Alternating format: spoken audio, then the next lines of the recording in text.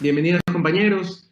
Les traemos otro tema para el Rally por la Pobreza de Ecuador 2030. El tema del día de hoy vamos a hablar sobre emprendimiento y tenemos a nuestro especialista Alejandro Galarza Berkovich que nos va a hablar sobre este tema. Alejandro Galarza, experto en Relaciones Internacionales, Proyectos de Desarrollo y Cooperación Internacional, máster en Relaciones Internacionales por la Universidad Pompeu Fabra, máster en Relaciones Internacionales y Economía Política del Desarrollo por el Instituto Barcelona de Estudios Internacionales, máster en Relaciones Internacionales y Diplomacia por el Instituto de Altos Estudios Nacionales del Ecuador, especialista superior en Proyectos de Desarrollo por la Universidad Andina Simón Bolívar.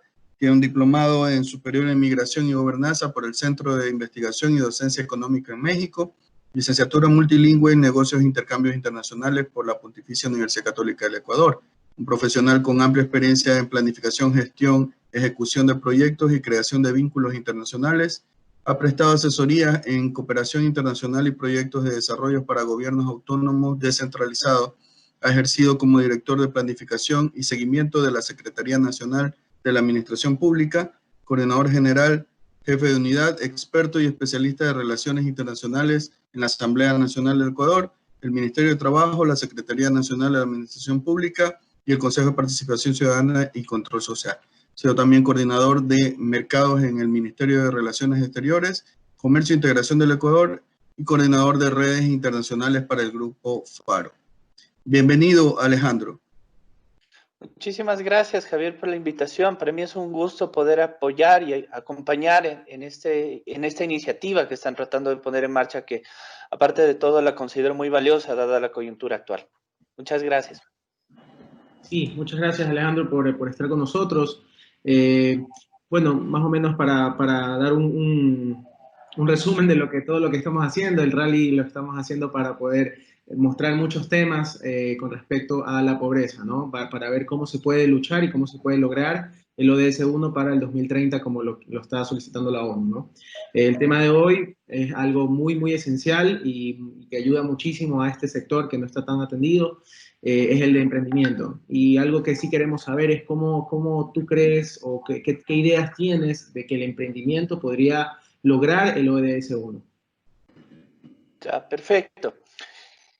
Realmente el emprendimiento es un motor económico y un dínamo de la creatividad, así lo he podido definir y realmente estoy convencido de ello. El emprendimiento no solamente es generador de riquezas a través de una de las características principales que tiene, que es un creador de fuentes de empleo, sino también es una estructura fundamental sobre la que se cimienta la producción nacional.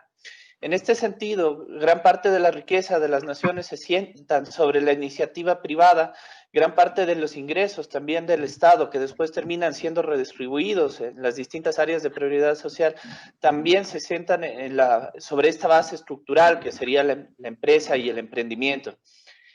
Es también fuente de creatividad, es una base estructural de la innovación.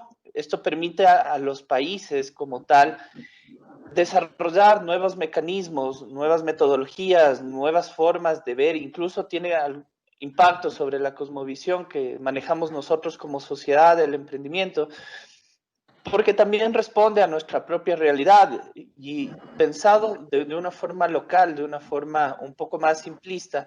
El emprendimiento puede ser entendido como servicio y el servicio y la concepción de servicio varía mucho de acuerdo a cada una de las sociedades.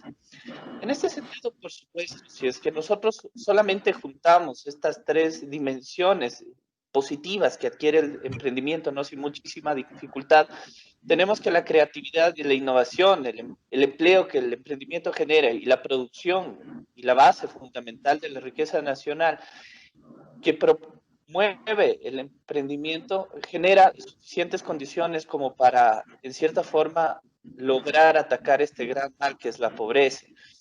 Y es que la pobreza hay que entenderla desde muchas formas. Ya se lo trabajaba por 1990, la pobreza como un fenómeno multidimensional, en donde no solamente existe la pobreza como falta de ingresos y faltas de recursos económicos, sino también existe la pobreza como falta de educación o falta de accesos a servicios de salud. Hablamos actualmente de pobreza energética, en donde hay poblaciones de nuestro territorio nacional que tienen deficientes accesos a aquellos servicios básicos que podrían entenderse como luz y electricidad. También hablamos de pobreza en acceso al agua y en múltiples dimensiones que vincula a esto. Sin embargo, estoy convencido de que el emprendimiento en cada una de estas partículas que le integran tiene efectivamente la capacidad de incidir positivamente en su reducción. Y no solamente eso, tiene la capacidad de mejorar las condiciones de vida a través de, como yo he mencionado, estas dimensiones favorables que son la creatividad, la innovación, el empleo y la producción. Perfecto, Alejandro, muchas gracias. Sí, el emprendimiento sí lo veo como algo vital para poder ayudar también bastante a los sectores más marginados. Quisiera saber tu opinión de cómo crees o cuál es el estado actual del emprendimiento en el Ecuador. En realidad, la condición actual del emprendimiento en el Ecuador no es distante de aquello que está pasando en la región. Y yo con esto quisiera realmente hacer énfasis en la crisis que estamos viviendo. Si uno revisa un poco la bibliografía que está disponible tanto dentro de los bancos de desarrollo como dentro del propio sistema de Naciones Unidas, sí que se puede identificar como línea transversal a todo lo que está disponible que la crisis del COVID efectivamente ha tenido un impacto negativo dentro del emprendimiento y ha también generado mayores vulnerabilidades de las poblaciones que ya per se eran vulnerables a la pobreza. En este sentido, solamente quisiera poner realmente sobre la mesa un par de estadísticas que se han venido desarrollando y que las desarrolla la Organización Mundial del Trabajo, para poner de relieve qué pasaría si se ven afectadas las oportunidades de emprender, el consumo o la sostenibilidad empresarial, que es algo que se está viendo mucho en esta época. La Organización Mundial del Trabajo estima que actualmente entre 5 y 25 millones de trabajos podrán perderse en 2020. Aparte de eso, entre 5 y 25 millones de pérdidas de trabajo tienen un impacto terrible sobre las economías, en donde podemos nosotros ver pérdidas o estimar pérdidas entre 860.000 millones de dólares y 3.4 millones de dólares. Realmente es una cantidad enorme de dinero que se está perdiendo al verse afectados los emprendimientos a nivel internacional. Esto es peor aún para aquellos segmentos de MIPYMES, en donde cuando nosotros hablamos de emprendimiento, seguramente nos vamos a enfocar en este sector, porque justamente es ahí donde comienzan a nacer las ideas de negocio y comienzan a implementarse también los nuevos procesos de emprendimiento. Entonces, cuando nosotros hablamos de que las MIPYMES se enfrentan a una situación de vulnerabilidad, estamos hablando de que las MIPYMES no están, en la mayoría de casos, en capacidad de sostenerse. Y esto tenemos que prestar muchísima atención porque, como diré un poquito más adelante, en Ecuador al menos gran parte de nuestra economía depende de aquello que se genera, aquellos recursos que están circulando entre las MIPYMES. No solamente esta dimensión del emprendimiento se ve afectado con el tema del COVID, sino también hablaremos de pérdidas masivas para estados que dependen fuertemente de las remesas. Ecuador lo hacía hasta hace muy poco tiempo, gran parte de la economía ecuatoriana dependía de las remesas y ahora gracias al COVID, pues las economías que dependen de este espacio de ingresos adicionales de los migrantes, pues también se ven súper afectadas, lo que dificulta el consumo y a su vez la sostenibilidad de los emprendimientos. Y para el caso de Ecuador, en específico, una baja en la producción internacional afecta el precio de los commodities, en nuestro caso el de petróleo es el más afectado, y eso también afecta al consumo que termina por afectar a las empresas. Esto también pone en situación de vulnerabilidad a los emprendimientos, sobre todo a aquellos emprendimientos que dependen de inversión extranjera directa. Solo para poner sobre la mesa un poco de estadísticas acerca de eso que nos dice el BID y después encasillarnos en aquello que nos corresponde para la respuesta a la pregunta que tú me hiciste, que es el caso específico de Ecuador. El BID estima, a través de un estudio realizado a 2.232 emprendedores y a 429 organizaciones a mayo de este año, que el 50% de emprendimientos por iniciar se suspendieron en el proceso. Esos son recursos que no se van a invertir y es trabajo que no se va a generar. Son empleos que no se van a crear y por supuesto son personas en situación de vulnerabilidad que no van a encontrar un sustento dentro de estas oportunidades que se crean naturalmente dentro del mercado. 53% de estos emprendimientos que ya vendían dejaron de hacerlo. Eso es bastante complejo porque aquí nosotros hablamos de desempleo y hablamos también de acrecentar el margen de población que se encuentra sometida a estas situaciones desfavorables que genera la pobreza. 84% de los empleos han visto disminuido su flujo de ingresos y 75% redujo su productividad. Ahora bien, ¿qué está pasando en Ecuador? ¿Y por qué era importante generar esta estadística? Porque el efecto que nosotros estamos viviendo dentro del país no es algo que necesariamente responda a nuestra realidad en específico, sino que se vincula a una estructura regional que está en cambio por el tema del COVID, y es no solamente regional, es mundial. Y esto es más grave, como yo les mencionaba, cuando nosotros nos enfocamos en el sector de las MIPYMES, que es en donde se encuentra la masa general del emprendimiento. En Ecuador, casi el 90% del universo empresarial está constituido por microempresas. Si nosotros hablamos de una afectación regional en materia de MIPYMES, ya hablamos que el 90% del universo empresarial de nuestro país está compuesto por microempresas. Nosotros podemos decir, sin temor a equivocarnos, que el Ecuador es un país que se va a ver fuertemente afectado por la crisis internacional y que efectivamente se está viendo fuertemente afectado por la misma. Y es algo que es importante no perder de vista. Estas empresas, a su vez, concentran a cerca del 60% del empleo. Una persona empleada es una persona que tiene menos riesgo de caer en la pobreza, simplemente porque tiene una garantía de generar recursos constantemente. Y si es que estos recursos le permiten ingresos marginales, le permiten también una capacidad de inversión importante. Entonces, esto es algo que hay que tomar en consideración al momento de hablar de pobreza y al momento de hablar de emprendimiento, por supuesto. ¿Sí? Aparte de eso, en Ecuador existen algunos temas que dificultan un poco más el panorama con respecto del emprendimiento, y es que nuestra economía se caracteriza por una falta de innovación y eficiencia. Esto antes de la época del COVID, ahora realmente se ve un poco más afectado por el tema, y eso genera problemas a todo nivel. Por poner un ejemplo, la productividad laboral que tienen las empresas acá en Ecuador es significativamente menor que las empresas de mayor tamaño.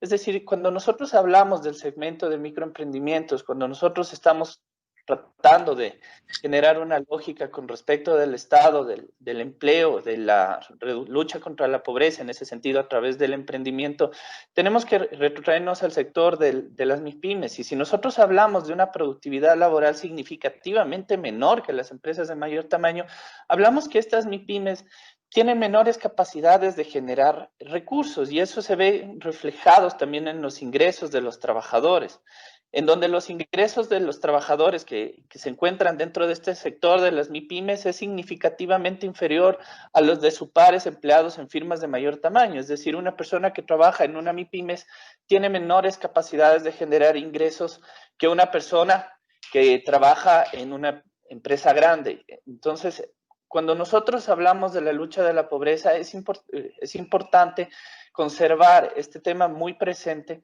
porque los ingresos realmente económicos son una de las formas más fáciles de suplir las otras necesidades que se desarrollan en esto que se entiende como pobreza multidimensional, ¿sí?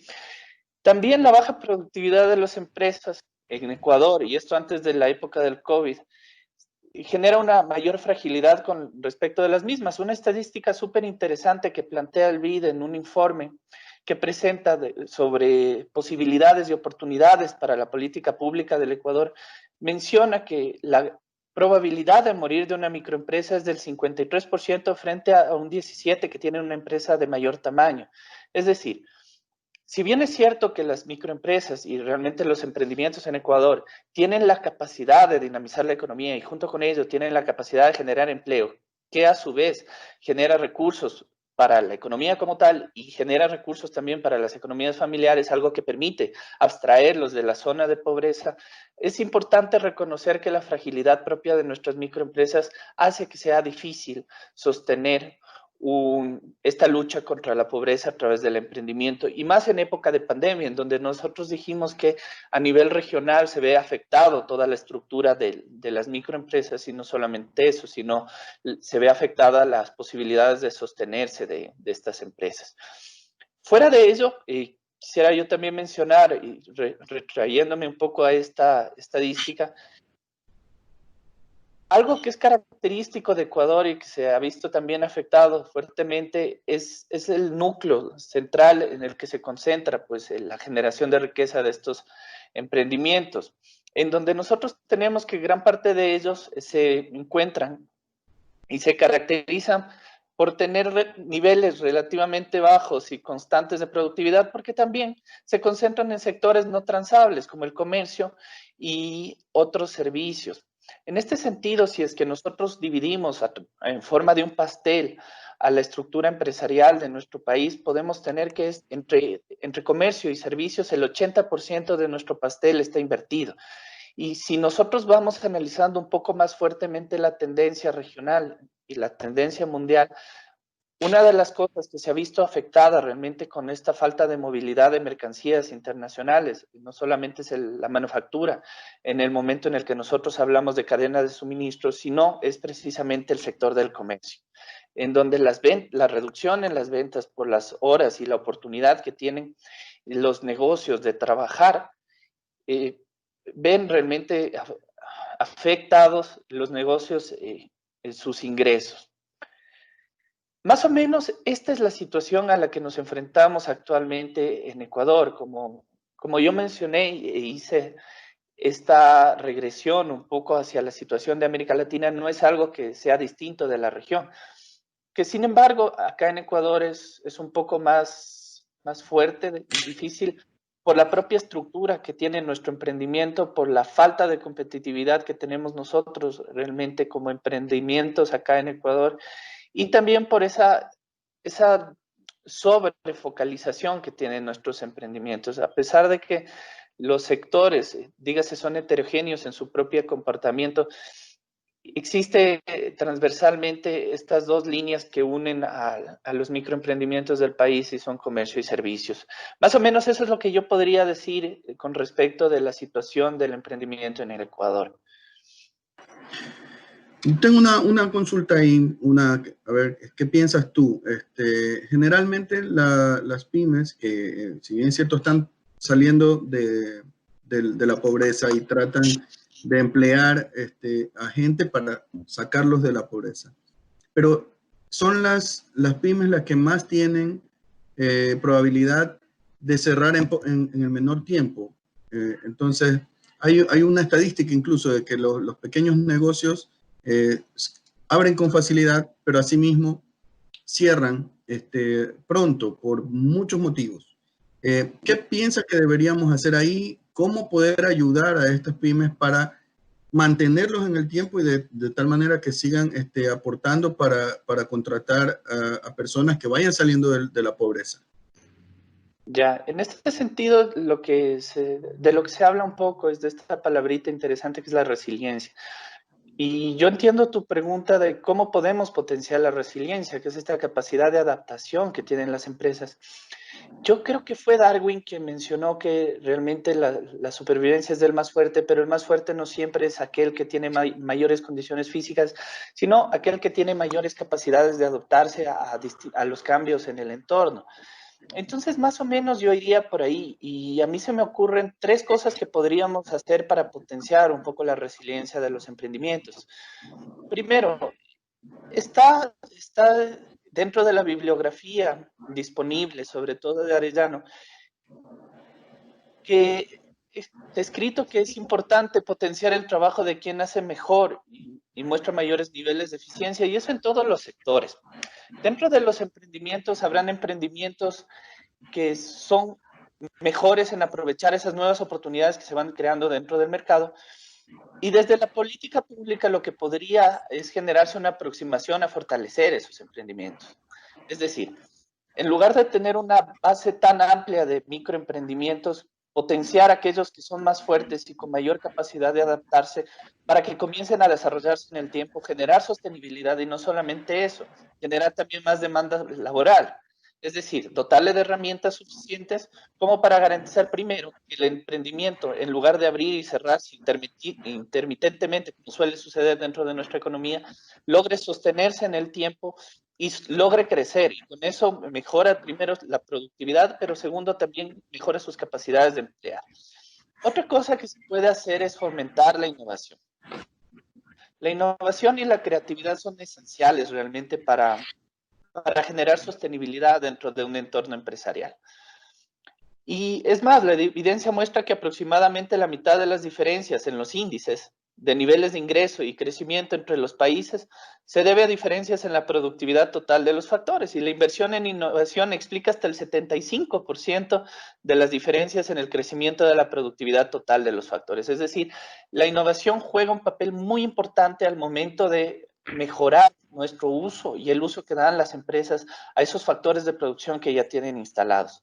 Y no solamente eso, sino que pueden aprovechar mayores particiones de mercados, si es que aparte de eso lo mezclan con la economía creativa, que se llama, que es la economía naranja, de alguna perspectiva de los bancos internacionales que se la mezcla, que tiene que ver con la creatividad, es decir, generar mejores productos y con mejor y mayor conexión emocional con el consumidor, con mejores diseños y con mayor valor agregado inmaterial. Y tercero, algo que realmente tenemos que trabajar bastante fuerte como Ecuador, realmente es como país, es propiciar la diversificación de los mercados y la oferta exportable. Realmente el Ecuador, desde los inicios de la historia económica que ha mantenido, ha manejado una sobreespecialización en ciertos rubros exportables, dejando otros de lado, cuando en realidad lo que se demuestra es que la diversificación dentro de estos rubros fortalece a las economías en tal medida que si un sector por A o B sufre un impacto, el crecimiento de otros puede amortiguar dentro de la propia economía la diferencia y mantener cierto dinamismo dentro del flujo de divisas interno y mantener cierto dinamismo dentro del consumo interno, que es a su vez lo que da cierta sostenibilidad a los microemprendimientos, sobre todo cuando están por nacer. Por hacer una analogía, realmente para vender, realmente las empresas piensan que lo que se necesita es tener un buen producto, tener buenos mecanismos de producción, tener cierto valor agregado, cuando en realidad lo que se necesita para vender, sobre todo y ante todo, es quien lo compre. Si nosotros logramos fortalecer esa estructura de consumo, podemos también fortalecer estos microemprendimientos. Y eso podemos hacerlo a través de la diversificación, a través de la innovación, a que estos negocios fomentar la innovación dentro de los negocios que tienen, dígase, un dinamismo un poco más bajo y potenciar el trabajo de quien lo hace mejor para que las empresas dentro de cada uno de sus rubros vaya escalando y convirtiéndose realmente de esta pequeña empresa que tiene pocas capacidades para subsistir a esta mediana o gran empresa que tiene ya más capacidades, no solamente de subsistir, sino de emplear y a través del empleo luchar contra la pobreza. Perfecto, muchísimas gracias por esa opinión, Alejandro, y la comparto totalmente, ¿no? Que hay muchas cosas que tenemos que todavía hacer como país para poder ayudar a tanto los micro y las medianas y pequeñas empresas que no tengan estos problemas más adelante, ¿no? Quisiera que nos comentes qué barreras tú crees que los emprendedores pueden tener en este país o en el exterior, ¿no? Las barreras que pueden hacer que no crezcan o que ya o que no pasen desde emprendimiento hasta microempresa y después pequeña empresa y mediana empresa, si es posible. Por supuesto. A ver, a mí se me ocurren de momento tres barreras que pueden tener. La primera de ellas es la falta de planificación dentro del emprendimiento. Estoy convencido de que gran parte de los emprendimientos dentro de nuestro país se fundan sobre la base de una corazonada, es decir, a mí me parece que por aquí va a despuntar y yo creo que invertir en este momento en tal nicho de mercado es lo más óptimo porque yo he visto que está yéndole bien a algún vecino. Entonces, utilizo todos los fondos de inversión que tengo, o todos los ahorros, o el préstamo que se me pueda dar de consumo, generalmente, porque los emprendimientos en esta naturaleza no pueden hacer de otra manera, e invierto sin tener ninguna planificación de base, sin tener ninguna estructura, sin tener ninguna proyección, sin tener ningún plan de negocio, sin tener nada que me garantice que ese emprendimiento pueda ser redituable. Entonces, cuando ya me enfrento al mercado, me doy cuenta de que quizás el producto que estoy vendiendo no es novedoso, primero. Segundo, carece de un valor agregado efectivo porque resulta que el vecino que había comenzado con este producto evolucionó un poco dentro de su propia estructura y el producto que yo entro recién a ofrecer, él ya lo está ofreciendo de mejor manera y con una cartera de clientes ya establecida. Entonces, esta improvisación que caracteriza nuestros negocios, esta improvisación que caracteriza nuestros emprendimientos, creo que es uno de los obstáculos realmente que se tiene que sortear desde un inicio y tienen que desarrollarse mecanismos que permitan a los emprendedores el emprender con más conciencia, el emprender con mayor conocimiento del mercado, el emprender también con un mayor conocimiento del producto que están realizando y el emprender con mayor valor e innovación. Esto solo es posible a través de mucha investigación y a través de la construcción de planes de negocio o distintas herramientas que pueden servir para iniciar con cualquiera de estos tipos de emprendimientos.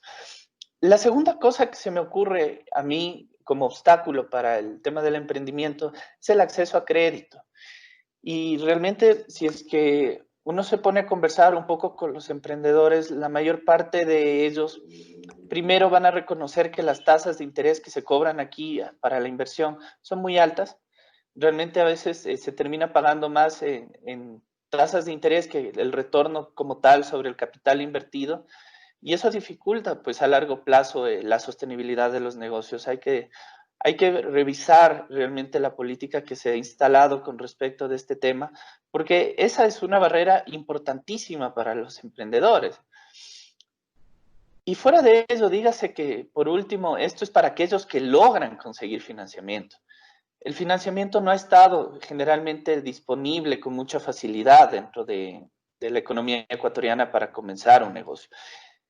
Te requieren a veces de instancias previas que los emprendedores simplemente no pueden sortear, por ejemplo, garantías contra el crédito, y algunas cosas que son difíciles para cualquier persona que está comenzando y está buscando emprender, el generar como condición de base. Entonces, ahí hay que revisar una estructura de préstamos y yo creo que este es un excelente momento para hacerlo, porque no solamente que las empresas necesitan, dígase, los emprendedores necesitan dinero para comenzar con su camino, de este difícil camino de adversidad que es el emprendimiento, sino que hay muchos emprendimientos que en este momento requieren de acceso a crédito efectivo, a bajas tasas de interés, para poder sostenerse dentro del tiempo, para mantener cierta estabilidad frente a algo que se nos está presentando en este momento y que es fatal, que es el COVID. Y la tercera cosa que se me ocurre a mí realmente es el tema de la especialización propia, productiva al momento de emprender un negocio. ¿Y a qué me refiero con esto? Que no siempre las personas emprenden sobre la línea de negocio que tienen más experiencia. Por ejemplo, yo soy un arquitecto que llevo 15 años diseñando casas y tengo muchísima experiencia acumulada con respecto de ello. Sé todo lo que se ha desarrollado dentro del mercado, tengo conocimiento sobre materiales, sobre infraestructura, sobre cómo optimizar todo el proceso. Y por la necesidad y por el capital que yo tengo disponible, pues me dedico a ponerme una panadería, un negocio del que no tengo ningún conocimiento. Un negocio que aparte de eso ni siquiera está relacionado con mi carrera de origen y con mi ventaja comparativa y competitiva, porque yo tengo primero todo el conocimiento con respecto de la arquitectura y segundo, yo podría ser competitivo, es decir, entrar en un mercado donde ya existen varios proveedores del mismo servicio y ofrecer algo mejor dentro de la línea de arquitectura. Pero al contrario, me dedico a invertir improvisadamente en algo que no es mi línea de trabajo y no ha sido mi línea de trabajo y seguramente que se crea solamente por la necesidad de en ese momento tener una fuente de ingreso. Entonces, para resumir, yo veo estas estas tres condiciones. La primera de ellas, la improvisación dentro del emprendimiento, creo que tiene que ser algo más estructurada. La segunda de ellas vienen a ser los accesos a fuentes de financiamiento. Creo que tiene que facilitarse más este proceso, no solamente para garantizar una inversión inicial, sino también para garantizar la sostenibilidad de aquellos emprendimientos que se encuentran en problemas en este momento. Y la tercera, el analizar efectivamente como emprendedor cuál es mi ventaja comparativa y competitiva antes de invertir mis recursos en aquello que realmente no va por la línea de trabajo que yo estoy acostumbrada o por la línea de negocio que yo podría ofrecerme mejores rendimientos a mí y a mi propia familia. Eso podría decir con respecto de esta pregunta. Muchas gracias, Alejandro. Y sí, ahorita, por ejemplo, la banca, se puede decir el interés que actualmente hay por el consumo, para la parte comercial, es de 16%. Entonces, que tú le lances el 16% a un emprendedor, una persona que recién está saliendo, más o menos le estás quitando toda su utilidad, porque 16% es extremadamente alto, ¿no? Entonces, sí, eso es una gran barrera, creo yo, para que las personas puedan montarse algún tipo de negocio, sea algo pequeño, sea más grande. Y peor que eso solo si es que te llegan a dar el crédito, ¿no? Porque, como tú mismo dijiste, hay tanta burocracia, tantos requisitos para poder hacer un crédito que a la larga casi ninguno va a poder ser apto para poder obtener el crédito. Entonces, eso sí es un gran problema para que se puedan generar más negocios de este tipo, ¿no? Claro. Algo más que quería consultarte era, en este mundo, ¿no? En este mundo nuevo digital que tenemos actualmente, y con los recursos que tenemos actualmente y los recursos que va a tener el emprendedor, no va a tener la capacidad para poder hacer el marketing normal, ¿no? No va a poder hacer vallas publicitarias, no va a poder hacer publicidad en el periódico, en la radio, en la televisión, que son, se puede decir, tradicionales, pero muy costosos. Entonces, ¿tú qué opinas sobre la introducción de toda esta era de marketing digital en el cual uno puede hacer marketing a bajo costo, se puede decir, y con gran impacto? Ya.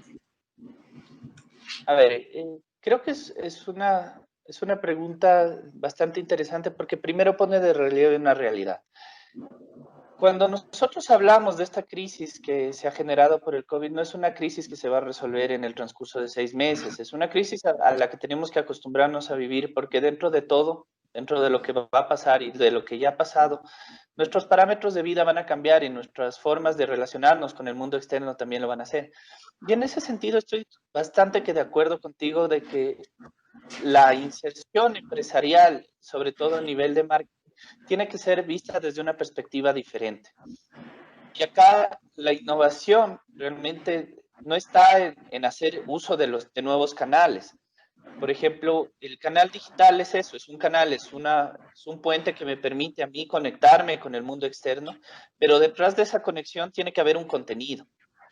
Y ese contenido es el que va a marcar a la final la diferencia, porque como tú lo mencionas, el marketing digital tiene un costo por retorno, podría decirse, porque realmente no, es bien difícil medir y generar métricas con respecto de los otros tipos de marketing. En el marketing digital es fácil, tienes un contador de clics, tienes un contador de visualizaciones y demás, pero podría decirse que es relativamente barato invertir en esto. Con $10 de pautaje en Facebook, más o menos te garantizas cierta visibilidad con respecto del producto que tú estés ofreciendo y sobre todo con respecto de tu propia empresa.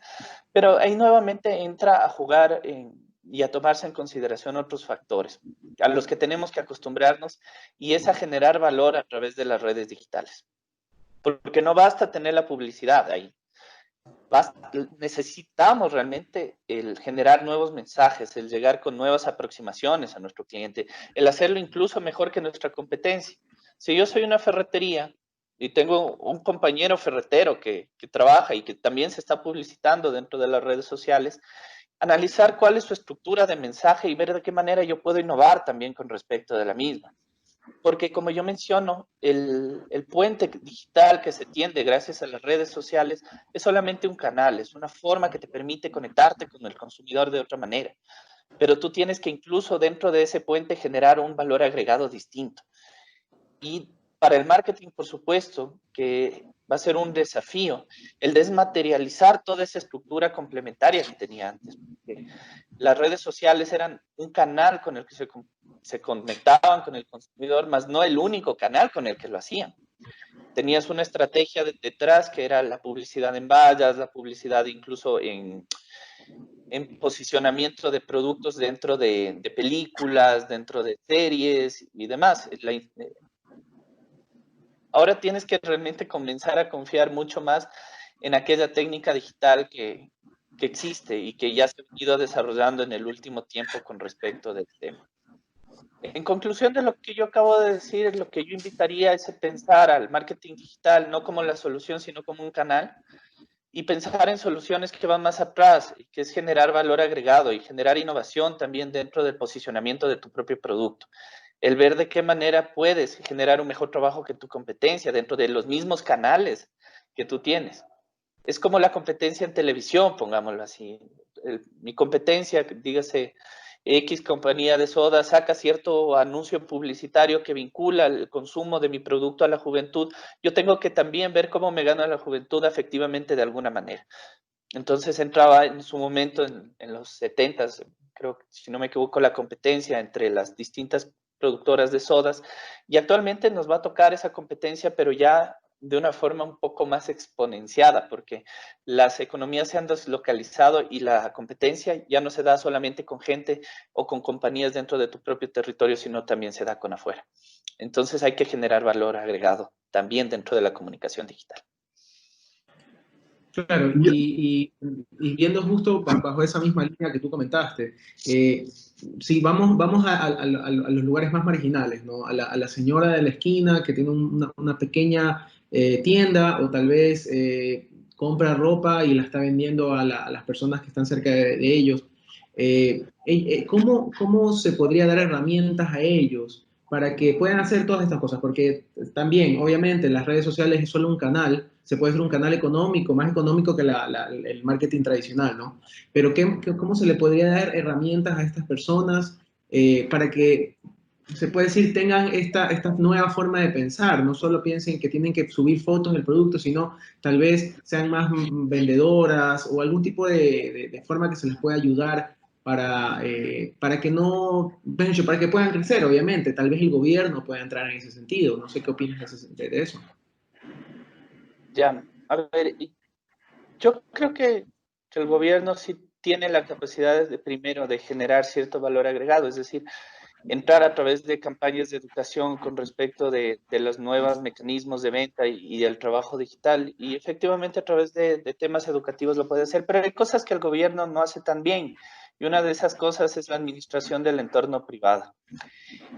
Yo creo que en este caso que tú me comentas específicamente de la señora que trabaja en un espacio quizás algo más marginado dentro de la economía tradicional, es decir, que tiene un target diferente, tiene un público objetivo diferente, es justamente lo primero que yo recomendaría es eso, determinar cuál es mi público objetivo.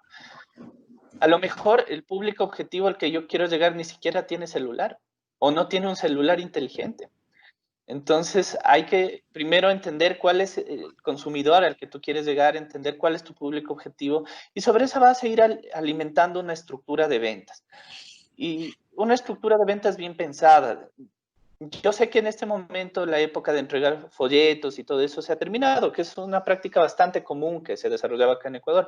No sé qué tan eficaz era realmente la entrega de folletos como un mecanismo a dar a conocer una empresa, porque yo lo que he podido ver es que gran parte de las personas y la información que está ahí no le interesa, termina en la basura y genera un poco más de contaminación ambiental que cualquier otra cosa.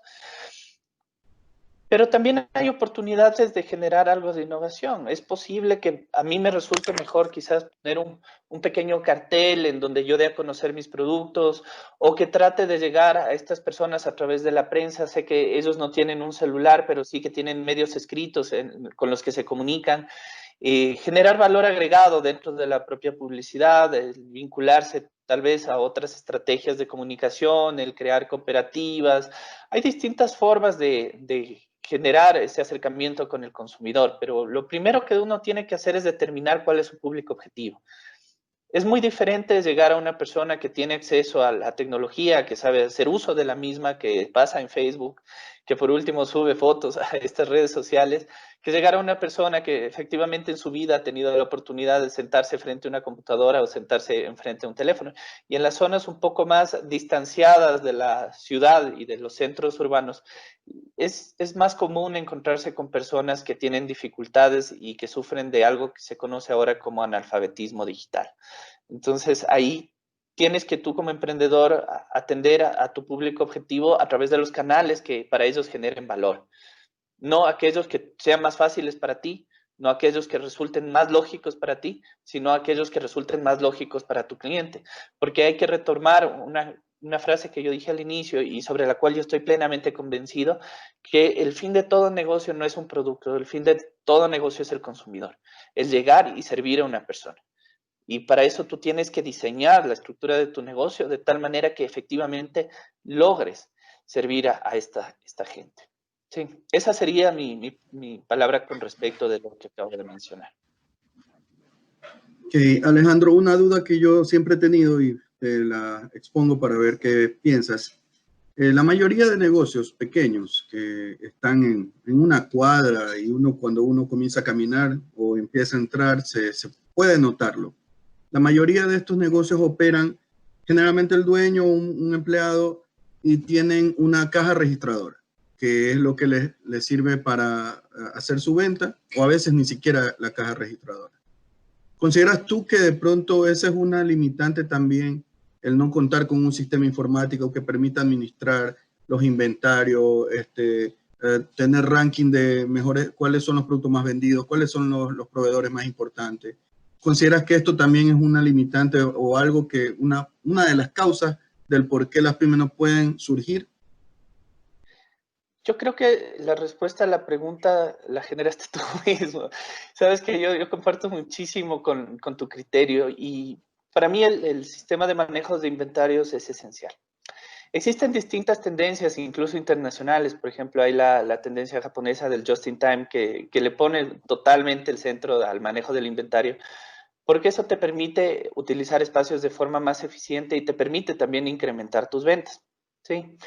En el caso de que los negocios no contasen con un sistema de administración de inventario digital, yo creo estoy convencido, igual que tú, que sí que tienen una dificultad por sobre aquellos pequeños emprendimientos que sí lo han hecho. Ahora es mucho más sencillo hacer uso de estos sistemas, porque hay sistemas incluso que son gratuitos, hasta cierto número de artículos y todo, que se pueden descargar de internet, se pueden trabajar como un sistema de gestión de inventario. Y yo sí que recomendaría realmente el tener uno o alguna forma de contabilizar tu inventario. Puede ser que no lo quieras hacer digitalmente, puede ser que el hacerlo digitalmente te resulte bastante complicado, porque hay casos, y realmente como yo hablé hace un momento, creo firmemente en que existe todavía analfabetismo digital entre nuestra población, en especial aquella que está un poco más distante. Pero yo creo que eso no es ningún limitante para manejar bien un inventario. Te podría dar un ejemplo y es un negocio que yo conozco muy de cerca, en donde no tiene un sistema de manejo de inventario establecido de manera digital, pero tiene un cuaderno en donde va llevando apuntes de cómo se van desarrollando las ventas. Es decir, el día de hoy vendí tantos Doritos, chévere, tantos Doritos. El día de hoy vendí tanto pan, chévere, entonces vendí tanto pan. El día de mañana tengo que tener tantos litros de leche porque eso es lo que se me demanda. Más de eso se me daña, se me pudre o realmente me ocupa espacio que podría estar siendo más eficientemente utilizado a través del dispendio de cervezas, por ejemplo, que yo necesito tener tal surtido todos los días. En ese sentido, pues yo creo que concuerdo con tu criterio y sí es importante llevar un sistema de gestión de inventario. No importa que sea digital, no importa que no lo sea. Lo que importa es que exista, para que tú de esa manera lleves un control con respecto de los bienes que tú tienes para ofertar a la gente, porque nuevamente el enfoque del negocio no tiene que ser para mí, tiene que ser para las otras personas. Y si yo llego a no tener, dígase, un producto, por mala suerte llego una persona y me dice, ¿sabes qué? Necesito 10 panes. No lo tengo contabilizado dentro de mi inventario porque nunca se me ocurrió generar un inventario. Yo puedo estar perdiendo un cliente de largo plazo, porque también eso se tiene que considerar qué tipo de clientes quieres tú atraer, si son estos clientes mariposa que están un rato y consumen bien o que son unos clientes más de largo plazo que se establecen efectivamente dentro de la estructura de tu negocio como parte del mismo y que sabes que al mes te va a generar tantos recursos. Entonces, nuevamente sí, de acuerdo contigo, pero existen otros mecanismos para llevar inventario. Lo importante es llevar un inventario. Ok, está claro, sí, por ahí se puede ayudar bastante. Creo que son las iniciativas en donde le podemos ayudar a los pequeños negocios para que se mantengan en el tiempo, porque ha pasado, he conocido casos en donde ha entrado muy bien, ha tenido mucha clientela en un negocio en el tiempo, pero después cerró y nadie supo por qué. Cuando por rumores se sabe, mala administración, todo lo que llegaba lo utilizaba en otro tema. Entonces, como que por eso me daba esta impresión de que realmente si un negocio tuviese una forma de administrarse más formalmente, con algún tipo de sistema o algo, como tú lo mencionas, también no necesariamente tiene que ser digital, sino puede ser medio físico, pero que exista. De todas formas, creo que es algo que puede ayudar a que se evite por lo menos el cierre de un negocio y eso va a ayudar también a que se despida menos gente, se pueda contratar más gente y más gente salga de la pobreza. Por supuesto que sí, realmente totalmente de acuerdo contigo. Creo que ahí hay mucho espacio de crecimiento. Dentro de los colegios podría incluirse ese tipo de temas como materias obligatorias, una contabilidad sencilla que realmente es esencial manejar para cualquier negocio. No solamente con miras a generar una mejor administración de corto plazo, sino con miras a generar una mejor administración de largo plazo, una mayor sostenibilidad en el tiempo, una mayor tecnificación de sus propios procesos, pero sobre todo una mayor resiliencia y una mejor capacidad de generar empleo y de apoyar no solamente a la persona que está montando el emprendimiento, sino al grupo de personas que dependen indirectamente del mismo o directamente del mismo, porque es interesante y esto quizás es algo que no se ve mucho, que me gustaría compartir también con ustedes, que cuando uno ve una tienda, uno piensa que solamente la tienda es lo que existe y el dueño de la tienda depende únicamente de eso, o la familia, cuando mucho realmente. Pero no, tú tienes una cadena de personas que se van articulando dentro de este negocio. Tienes al panadero que le vende el pan, tienes a la empresa láctea que le vende las leches, tienes a la empresa de bebidas gaseosas que también se articula, tienes una línea de distribuidores y de vendedores de punto en punto que dependen efectivamente de la sostenibilidad de estos pequeños y micros negocios.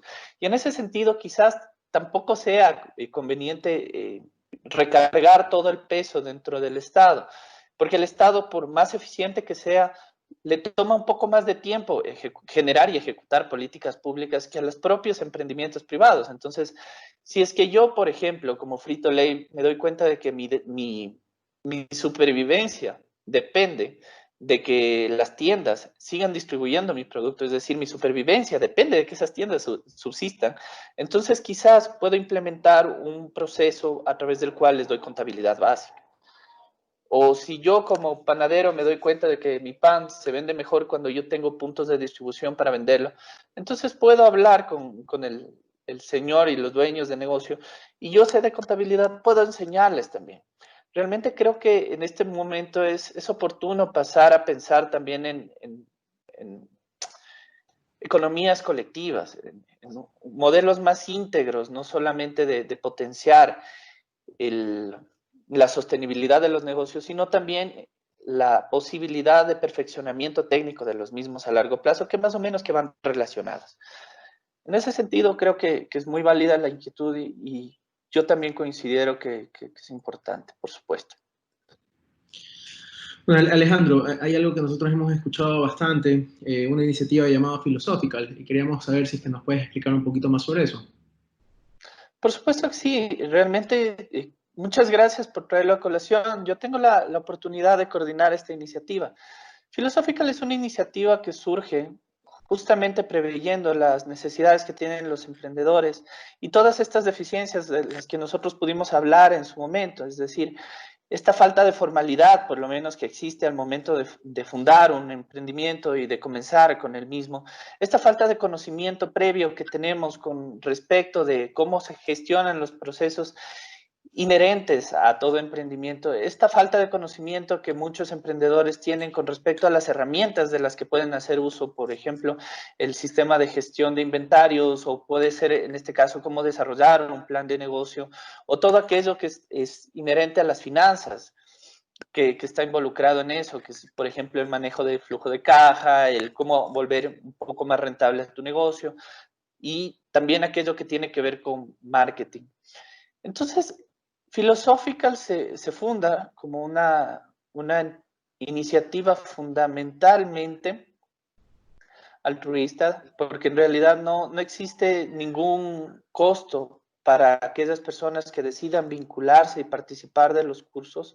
Es filantrópica en el sentido que se lo hace realmente por las ganas de hacer el bien por el bien mismo, y el apoyar a la gente que en este momento se encuentra en oportunidad de emprender o en obligación de hacerlo por haber perdido su lugar de trabajo o por haber entrado en crisis familiar. Philosophical considera 4 líneas de ejecución principales. La primera de ellas es derecho para emprendedores. A través del derecho para emprendedores nosotros pudimos levantar algunas herramientas que les permite a aquellas personas que están buscando emprender el hacerlo de una forma más legalmente correcta. Es decir, yo estoy por constituir una empresa, ¿qué empresa me conviene más? Si es una SAS, una sociedad anónima, una compañía limitada, y considerando diversos factores estructurales de la propia compañía. En una segunda parte, nosotros trabajamos con aquello que tiene que ver con la parte del ciclo de gestión de proyectos, como se llama, es decir, ya yo tengo la iniciativa de emprender, ¿cómo lo voy a hacer? Entonces trabajamos sobre la base de aquellas herramientas que tenemos a disposición gracias a los bancos de desarrollo y también gracias a instituciones como el Project Management Institute, en una metodología que te permite a ti llevar el emprendimiento desde la fase inicial hasta una fase de cierre eventual, o por lo menos definir cómo manejarte dentro de las propias restricciones que tiene todo emprendimiento, que es el tiempo, que es el dinero y que es el alcance del proyecto que tú quieres establecerte. Entonces, cubrimos en esta fase todo eso. Ahora estamos en la fase de marketing. Justamente es una introducción al marketing y tiene mucho que ver con aquello que se menciona. Estamos convencidos desde Philosophical como iniciativa que el mundo va a cambiar bastante. En adelante no creo que sea de 6 meses, creo que va a ser de unos 2 a 5 años, más o menos pensando en mediano plazo, que van a cambiar ciertas dinámicas de relacionamiento con el mercado. Entonces establecimos un módulo que es principios de marketing, a través del cual nosotros transferimos parte de herramientas que son súper necesarias, sobre todo en el manejo del tema digital y también en el enfoque que las empresas pueden lograr para con respecto de sus clientes. Y tendremos un módulo más adelante que tiene que ver con la administración financiera. Y en este módulo de administración financiera vamos a trabajar todo aquello que tiene que ver con la monetización del proyecto. Es decir, yo tengo mi proyecto, esta es mi idea, ya la tengo estructurada, ahora cómo genero valor de ella. Ese sería el último de los módulos que vamos a trabajar. Adicionalmente, dentro de la iniciativa Philosophical, fuera del curso de gestión de proyectos para emprendedores que acabo yo de mencionar, tenemos un espacio que se llama Emprende Más. El espacio de Emprende Más lo que busca es captar a aquellos profesionales del más alto nivel que nosotros podamos para que desde la práctica nos expliquen cómo ha funcionado para ellos todo lo que nosotros los días sábado damos en teoría. Es decir, si nosotros trabajamos ciclo del proyecto, cómo nosotros llevamos esto y cómo bajo la experiencia de una persona que lleva implementando 20 años el proceso, ha sabido llevar a la práctica todos estos conceptos que pueden sonar abstractos.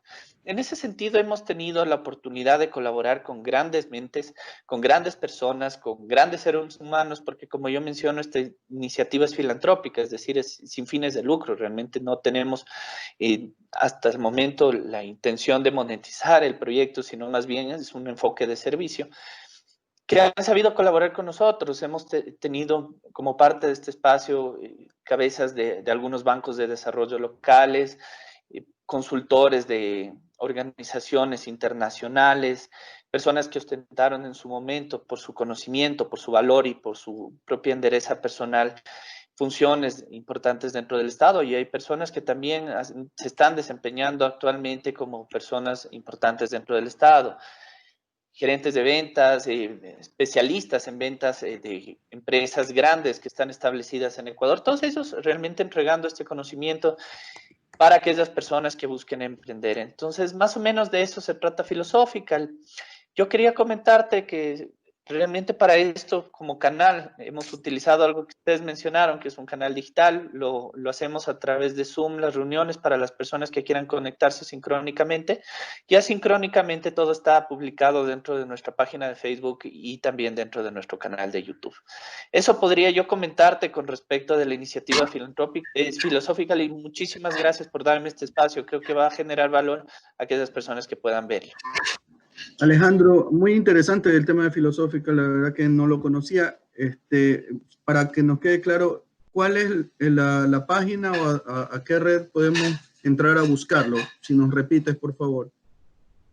Por supuesto, pueden encontrarnos realmente en este momento en Facebook como philosophical.ln.